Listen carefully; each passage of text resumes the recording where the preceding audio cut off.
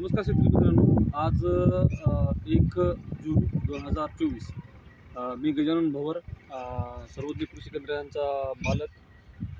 काल रात्री आपण एक व्हिडिओ बनवला होता की जे हळद पिकामधील हुमणीच्या समस्येवर, जे की नर आणि मादीविषयी तुम्हाला सांगितलं होतं की नर जे आहेत लिंबाचे किंवा बाबळीच्या झाडावर राहतात आणि मादी जे आहेत जमिनीमध्ये राहते। तर आपण अशाच त्या एका लिंबाच्या झाडापासून त्या ट्रॅपविषयी तुम्हाला माहिती सांगितली होती की जी हा ट्रॅप आहे, हा ट्रॅप रात्रीला चालू होतो आणि नाईटला दिवसाला बंद होतो।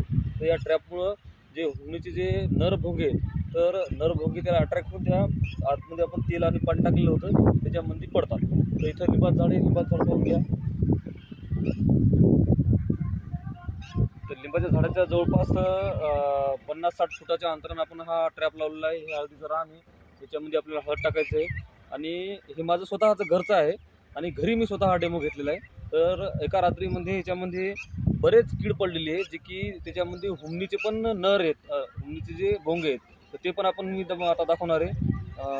याच्यामध्ये बाकी पण कीड पडलेली आहे, पण हुमणीचा जे नर आहे तर हुमणीचा नर जे तर हा हुमणीचा नर आहे। याने आपलं कमीत कमी 70% ते 60% नुकसान होते जे की हुमणीनं। तर याच्यामध्ये आपण जर 15 दिवस किंवा 20 दिवस जर ट्रॅप ठेवला आणि दररोज जर 3-4 किडे जर पडले तर आपलं एक 20-25% तरी नुकसान होणं थांबून जाईल। आणि याला काही जास्त खर्च नाही आहे आणि औषधी कोणतं वापरायचं काम नाही, याच्यामध्ये पाणी आहे फक्त आणि जरासं तेल आहे खायचं। हे पाहून घ्या।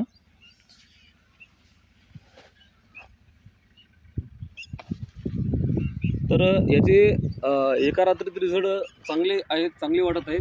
तर प्रत्येक शेतकऱ्यांना हे करायला पाहिजे, कारण यामुळं आपल्याला एक तर एकात्मिक कीड नियंत्रण म्हणतात त्याला, त्यामुळं एक तर औषध कमी लागते आणि दुसरी गोष्ट निसर्गाला हानिकारक काहीच नाही आहे।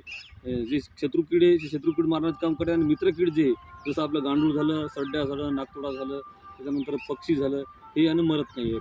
त्याच्यामुळं हे सगळ्यात नियोजन जर लागत असेल किंवा याच्याबद्दल काही माहिती पाहिजे तर माझा नंबर सांगितले 86-030-5741 भवर आमठीकर।